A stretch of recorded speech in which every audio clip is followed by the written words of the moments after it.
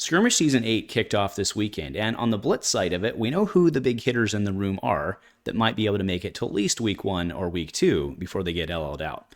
But there's also some pretty good heroes that can just surprise your Skirmish. So tonight I'm giving you my top 5 wildcard hero picks for Skirmish Season 8. A huge shout out to our channel members for supporting what we do here. If you want to get involved with the channel and the Dice Commando community, please consider joining as a channel member.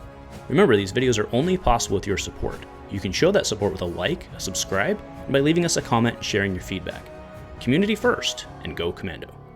Hey there, my flesh and blood friends. Welcome back to Dice Commando and Go Again. A fabulous cast. Thanks for joining me today, talking the wildcard heroes from Skirmish Season 8, or the ones at least I think can be, right? So again, we know who the top big heroes are, right? The top 3 at least I would put at Chane, Kano, and Kassai. They're also the ones likely to LL at least Week 1 or Week 2. But one of the cool things about Blitz is that sometimes you can have these heroes just show up, and if the meta is right and the personnel are right and the matchups are right, they kind of just shoot their way to the top and they pull it down. Also really good pilots. Again, shout out to Arthur Mills, who took down our Skirmish Season 7-1 on Azalea, which I think was relatively unexpected, but again, great pilot who got her done. So to that point, tonight I wanted to go over my top 5 kind of wild card heroes who can show up and absolutely do things in your skirmish room, right? So going into just the list, my number 5 is Yoji.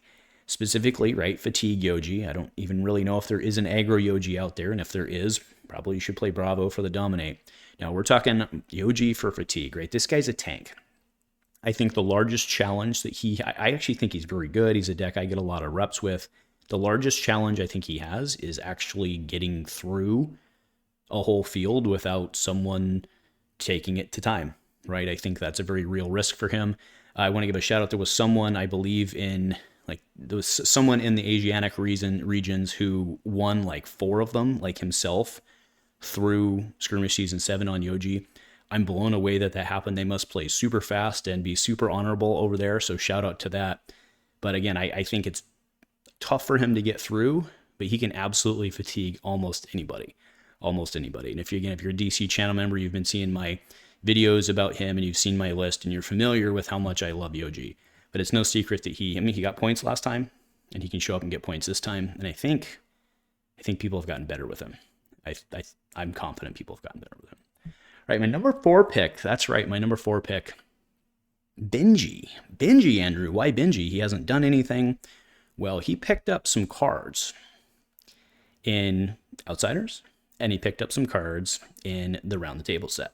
So there are 2 very interesting ways to play him. You can go with the Benji like daggers package, right, with flick knives and doing stab wounds and all that stuff. I think that's a very, very good line, right? Because you have so many, at this point, he has so many threats because you have to save your armor for Spring Tidings. That's always a thing. But then all of a sudden you're getting stab wounded for 4.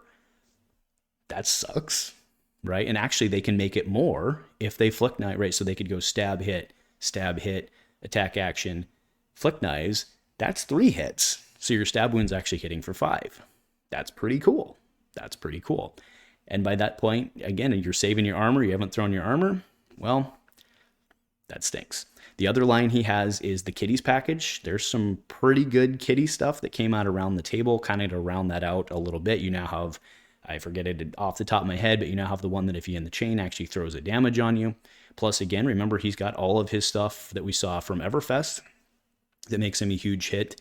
Wander with Purpose is an interesting way to go pull kind of a Kitties combo piece, right? Wander with Purpose never really made a lot of sense because it couldn't pull Spring Tidings because Spring Tidings doesn't have combo. But now you've got, again, that Kitties package. You can go kind of pull what you want or just simple stuff like 1-2 punch. So I think Benji's going to do a little better. I personally think he's going to do a little better this season than he did before because now there's just so many different ways to play him, so many different threats. You can't save your armor for everything. And I think Benji's going to stab, and then big hit you and draw some more cards. Oh, and yeah, let's not forget Meeps too. Good old Meeps. Right, number 3 should not come as a secret to many people. I love the Emperor. I think he is super strong. I think he's going to not... I think he'll do very well week 1 and week 2. There's a lot of people who are very dedicated to him, who've really put in a lot of reps with him, especially in my area, right? We have very strong people. We have Billy, we have Aaron, we have a lot of other people who've been on him for a long time. And again, if he gets you down in like that 8 range, boom,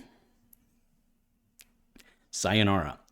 Now, that's the first 2 weeks. I think that after the second 2 weeks, when we have the 3 bigs almost certainly rotating out, especially with Kano potentially rotating out, maybe not actually, maybe not till week 3, but either way, when Kano goes away, I think all of that love also moves into the Emperor, and it becomes, do people start teching less for Kano then because they only have so many sideboard slots, and then the Emperor becomes bigger, now they have to throw it back in. But maybe you've got a week or 2 there where the Emperor really picks up some big wins, and I think that's absolutely potential for him to do. Number 2, that's right, Andrew, Data Doll. Data Doll. I don't know if you all have seen some Data Doll Blitz lists. They are insane. She can absolutely pop off, and all of a sudden you're looking down the barrel of something you can't block anymore, like a payload, and I don't know, just like 1 or 2 little boom grenades just kind of sitting there loving you. She picked up all sorts of crazy stuff in Evo, Bright Lights, there we go. We picked all sorts of stuff in the new set, and again, do I think she's going to be the hero to beat? Absolutely not. But Data Doll has, I think, 2 points, and many of us agree that it was maybe a meme.